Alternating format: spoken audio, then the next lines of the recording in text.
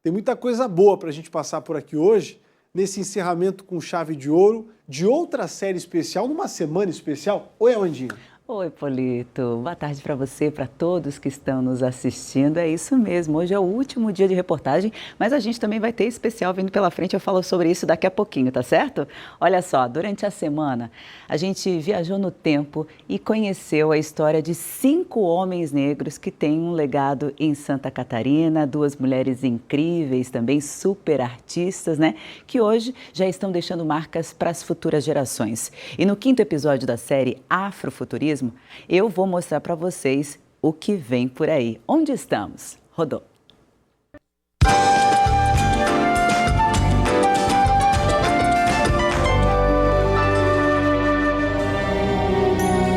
Se a gente voltar no tempo e olhar para o período logo após a abolição, não há muito do que se orgulhar. Hoje, a realidade representativa segue em construção. Mas as mudanças da sociedade já não permitem pensamentos discriminatórios, como os do século XIX. Não cabe mais. Aliás, nós já repetimos isso inúmeras vezes, sem nem nos tocarmos disso.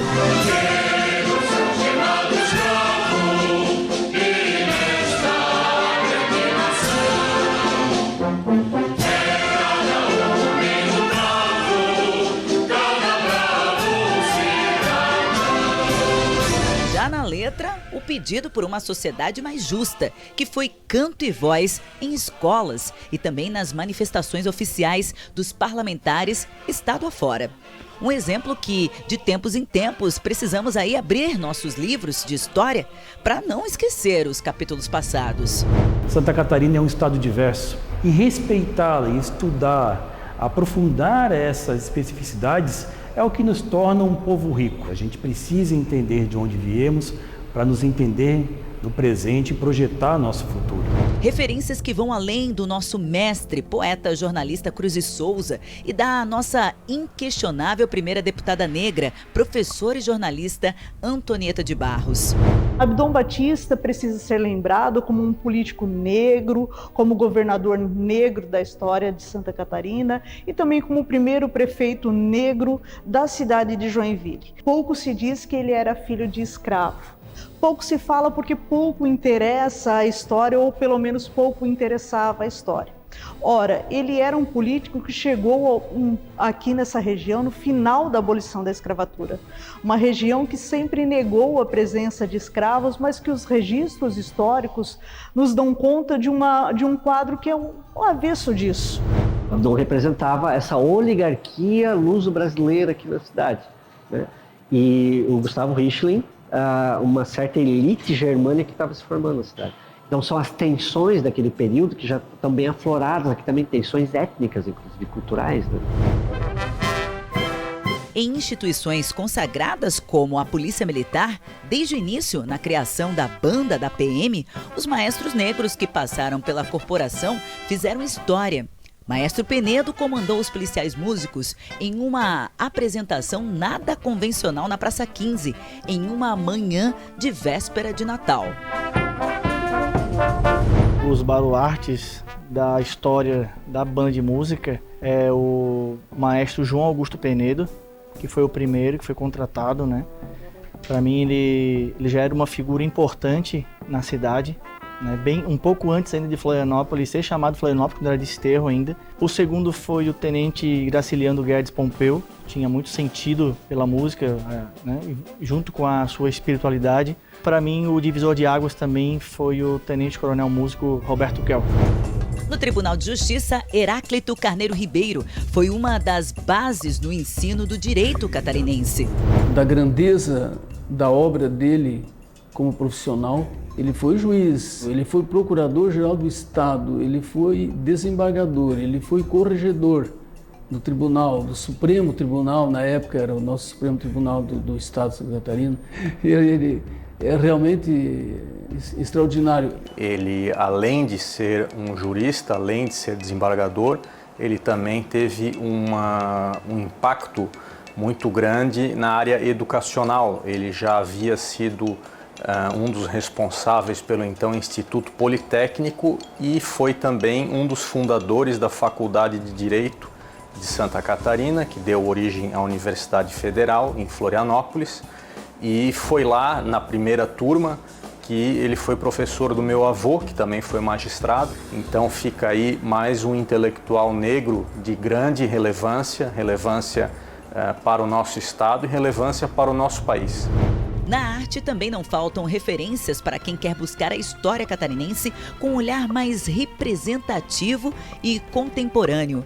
No canto, no rádio, na TV e na pintura, dentro e fora do país. Eu sempre tive a noção de que a gente, para chegar lá, sentar lá no topo, demora uns bons anos, a caminhada é longa. E eu já fui, com 4 anos, eu ganhei o primeiro prêmio. Mas nunca tinha passado na cabeça. Os tempos são outros. O mercado está atento. O nosso objetivo sempre, quando a gente começa a criar uma propaganda, é retratar essas pessoas que estão no dia a dia conosco, que compram com a gente. Então é sempre a maneira de fazer com que essas pessoas se vejam em nossos comerciais. Um movimento que já ecoa nas empresas e indústrias de todo o estado. ESG ou ESG, sigla que corresponde ao comportamento corporativo de uma empresa em relação às áreas sociais, ambientais e de governança. E é na área social que práticas como inclusão de gênero, diversidade e igualdade salarial rompem fronteiras e a barreira do preconceito. Afrofuturismo, movimento cultural, estético e político que se manifesta no campo da arte e literatura com uma perspectiva negra.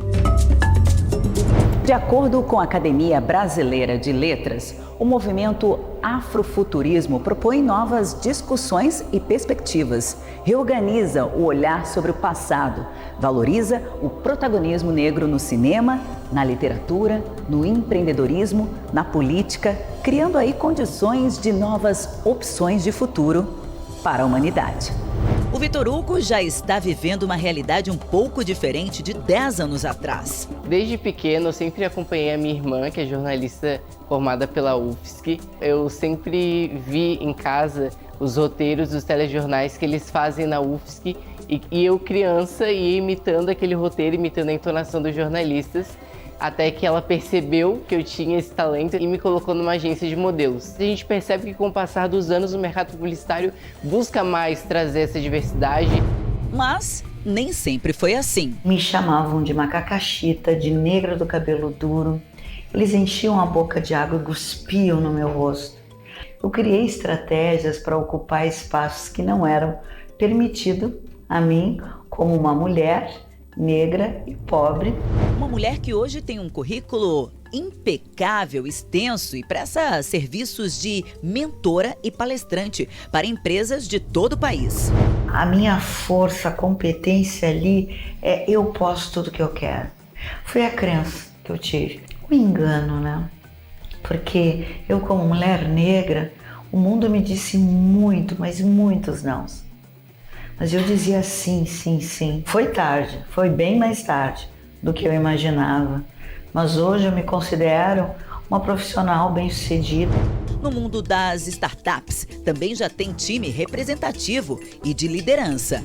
A Book, ela é uma Martech, né? E quando a gente fala de Martech, a gente está nesse ecossistema de inovação de startups, né? Então, a gente trabalha com marketing e tecnologia para a indústria. Hoje, criamos soluções de inteligência de mercado para indústrias e empresas de engenharia. Está localizada em Santa Catarina, em Florianópolis, mas a gente atende vários estados do Brasil, como uma boa parte sul e sudeste, né? E alguns estados ali do nordeste. E também atendemos clientes na Austrália, na Alemanha, no Canadá. Uma geração que vem se especializando. Os números ainda são baixos. Apenas 8% dos autodeclarados pretos e pardos ocupam cargos de liderança no ambiente em que trabalham.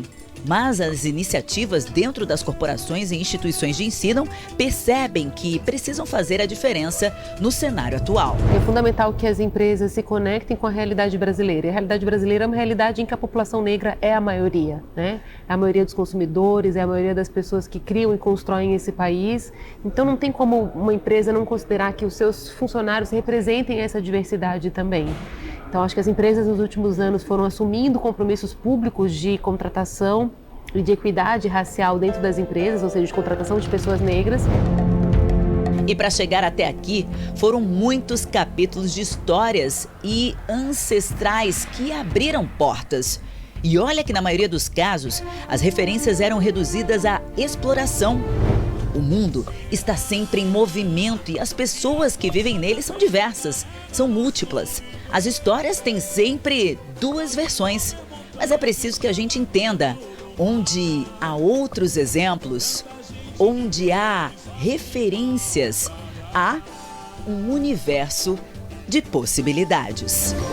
Será que a força da fé que carrega nosso viver pode mover montanhas pra gente poder passar? É a nossa oração pedindo pra Deus. Oh, yeah. Tá aí, gente, encerramos o nosso projeto de reportagens com chave de ouro. Que a gente possa, então, se conscientizar cada vez mais que o povo brasileiro é diverso. E Santa Catarina não é diferente. A população negra é a maior do país. Esses momentos são de pertencimento. Tanta gente se enxergou aqui durante esse projeto. Para quem está em casa, seja nas áreas que mencionamos aí, jurídica, política, educativa ou como jornalista, é possível. E com relação ao projeto, é tão bom a gente poder trabalhar com quem sabe a importância dessas mensagens na televisão catarinense. Então eu quero agradecer, obrigado ao Rafael Riggs, que brilhou nas artes e efeitos da edição, Leandra Kruber, que apurou e corrigiu os textos e o conteúdo final com uma dedicação de encher os olhos de lágrimas.